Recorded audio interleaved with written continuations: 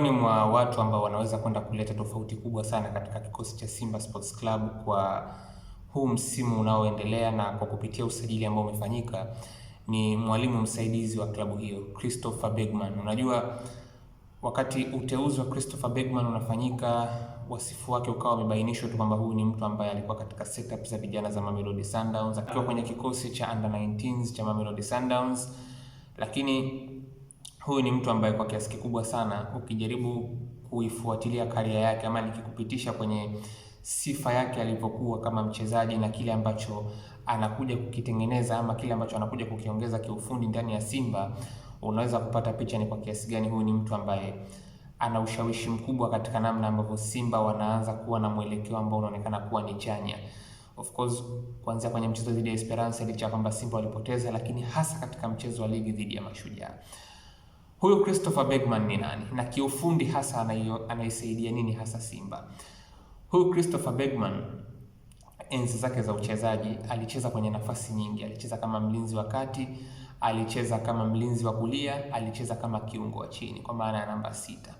Kwa hiyo kwa utafiti ambao nimeufanya kupitia profile yake huyu mwalimu, nimekuja kugundua kwamba kuna namna ambavyo sifa yake aliyokuwa nayo kama mchezaji kwa kuweza kuwa kiraka kwenye nafasi tofauti tofauti kuanzia kwenye eneo la ulinzi mpaka eneo la kiungo imeshawishi kile ambacho tunaanza kukiona taratibu kutoka kwa baadhi ya wachezaji ndani ya kikosi cha Simba mpaka sasa hivi. Kivipi? Huyu ni mtu ambaye kwa sifa yake ya kuwa amecheza kama mlinzi wa kati, mlinzi wa kulia, lakini pia kama kiungo wa chini, maana yake kiufundi, kwa mujibu wa wasifu ambao nimeupata kutoka kwake, anachokwenda kukiongeza kiufundi uwanjani sio tu kuwafundisha wachezaji majukumu yao binafsi, kwamba bwana, sikiliza, tunapokuwa kwenye muundo, wewe unafanya hivi, wewe unafanya hivi, wewe unafanya hivi. Hapana, wewe unafanya hivi kulingana na jinsi ambavyo mwenzako atakuwa anafanya kile uwanjani, kwa sababu mtu ambaye kacheza kwenye mstari wa ulinzi na amecheza pia kwenye nafasi tofauti tofauti za kiungo pia, maana yake anapowafundisha wachezaji kwenye uwanja wa mazoezi hawafundishi in isolation, anawafundisha kama kwa kuwa connect, kwamba matendo yako wewe yanaweza kwenda kuathiri ufanisi wa matendo ya mwingine kupitia utaratibu ambao tumeuandaa. Kwa hiyo mwisho wa siku wachezaji wanafundishwa zaidi kucheza in connections, yani kama vile timu ikiwa uwanjani inacheza ama inajivuta kama mnyororo kutoka kwenye maeneo tofauti tofauti, kwamba matendo utakayoyafanya wewe kama fullback unayafanya kwa sababu yana uhusiano wa moja kwa moja na kile ambacho winga wako atakuwa anakifanya. Likewise, kiungo, matendo utakayokuwa unayafanya ujue kabisa kwamba kuna uhusiano na kile ambacho walinzi wako pia watakuwa wanakifanya nyuma yako. Kwa hiyo huyu ni mtu ambaye anawatengeneza wachezaji kwenye uwanja wa mazoezi kucheza zaidi kwa connection.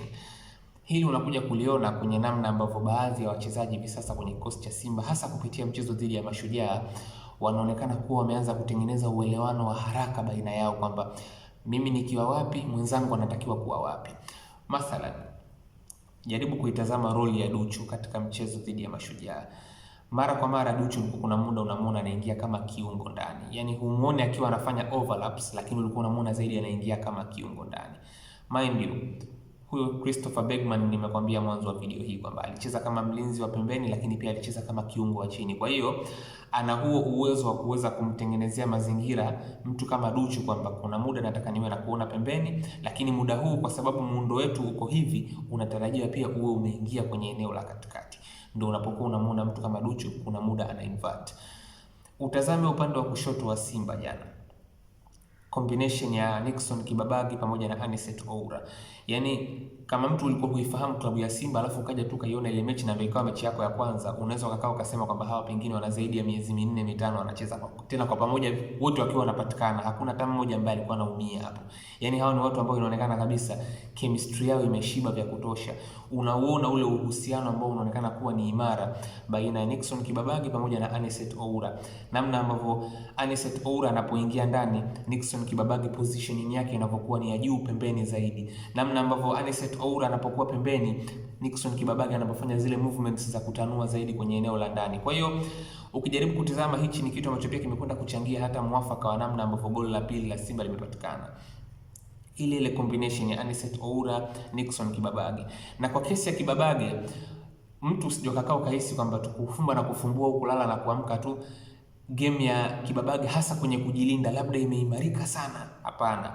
Ni issue tu ya kwamba ameweza kutengenezewa mazingira ya kujua ni muda gani niwe juu, muda gani niwe chini, kubalance, kuto kujimaliza kwenye eneo moja bila ya kutakiwa kuwepo hapo kiufundi. Unakuwa juu kwa mazingira fulani, unatakiwa uwe chini kwa mazingira fulani. Lakini mwisho wa siku hata unapomwangalia mtu kama Anicet Oura unamwona kabisa defensively anayajua majukumu yake. Hii ndiyo connection ninayozungumzia hapa. Mwalimu ambaye anatengeneza uhusiano baina ya wachezaji ni mwalimu ambaye anawaambia wachezaji wote ambao wanacheza kwenye maeneo ambayo yanakaribiana ama kufanana nini wanatakiwa kufanya kulingana na mwenzako alipo. Ndio unamwona mtu kama Nixon Kibabage kuna muda anapokuwa ameshambulia, Anicet Oura anaweza ku track back kwa haraka. Lakini pia Anicet Oura anapoingia ndani unaona movement za Nixon Kibabage, na kila hapa na pale alikuwa anaweza kutafutwa na Anicet Oura kwenye njia, na Simba walikuwa kwenye mazingira ya kuweza kufanya kitu katika lango la Mashujaa. Kwa hiyo hii yote inakuja kwa sababu una mwalimu kwenye benchi la ufundi la Simba ambaye amecheza kwenye maeneo tofauti tofauti. Kwa hiyo hata muono wake wa kimpira ni kwenye kuwatengenezea wachezaji connection uwanjani, kwamba tunataka tucheze zaidi katika utaratibu. Na kitu ambacho mimi naweza nikakwambia ni kwamba ukijaribu kuitazama Simba kipindi cha nyuma tu hapa, kuna muda maneno ambayo yalikuwa yanazungumzwa sana kuhusu Simba ni kwamba wachezaji walikuwa ni kama vile hawachezi kwa kushirikiana. Nikikuuliza hata wewe unanitazama hapa, wewe unaujua ushirikiano ambao ulikuwa unaonekana kutoka kwa Mligo pamoja na Mpanzu? Kuna muda unaona kabisa ni kama vile chemistry ni dhaifu sana kwenye ule upande. Hatukatai Mpanzu ana uwezo, Mligo defensively ni mzuri, lakini hasa wanapovuka katikati ya uwanja wale wawili ulikuwa unaona ni kama vile kuna kitu kama kina miss. Lakini sio kule tu, hata kile kiungo cha ushambuliaji cha Simba kuna muda ulikuwa unaona ni kama vile kuna ubinafsi mwingi miongoni mwa wachezaji. Hachezi mshambuliaji kwa kutafutwa, yani ulikuwa unaona kabisa viungo washambuliaji wa Simba walikuwa hasa hawachezi kwa lengo la kumtafuta mshambuliaji. Bado kulikuwa kuna ubinafsi ambao unaona miongoni mwao. Lakini ukitazama Simba ambayo inaonekana kuwa imecheza dhidi ya Mashujaa, unaona kabisa kuna muda Simba pasi zinapigwa, wachezaji wanatafutana. Yani unaona kabisa dhamira ya kwamba muundo unalindwa. Hatutaki kucheza kwa ubinafsi, tunacheza kwa ajili ya kusustain muundo ambao mwalimu anautaka. Na ndio maana unaweza kuona kwa kiasi kikubwa sana kwenye ule mchezo dhidi ya Mashujaa, muundo ulikuwa unazingatiwa kwa kiasi kikubwa sana. Kwa hiyo hichi ni kitu ambacho unakuja kukipata kutokana na kuwa na mwalimu msaidizi kama Christopher Bergman. Christopher Bergman pia kwa sifa yake ya kuwa amefanya kazi na vijana chini ya umri wa miaka 19 kwenye klabu ya Mamelodi. Maana yake huyu ni mwalimu ambaye ana sifa ya kuweza kuwaandaa wachezaji wenye umri mdogo kuweza kudevelop vile inavyotakiwa.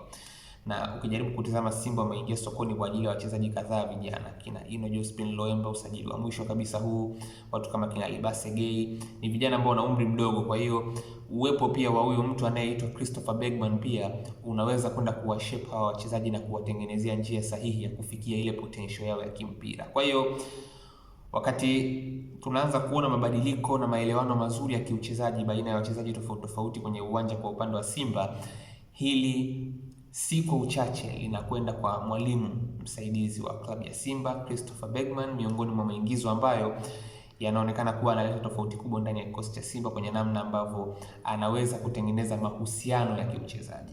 Kwa sifa yake ya kuwa amecheza kwenye nafasi tofauti tofauti za ulinzi na za kiungo, maana yake anapoutazama mchezo anautazama zaidi kwenye mahusiano, kwamba ni nini ambacho wewe unakifanya ambacho kitakwenda kuathiri ufanisi wa mwenzako, na sio kuwafundisha wachezaji kwa nafasi zenye kujitegemea kama ambavyo pengine walimu wengi wanafanya kutokana na kuwa na uwezo ama utaalamu wa kucheza kwenye eneo moja la uwanja pekee.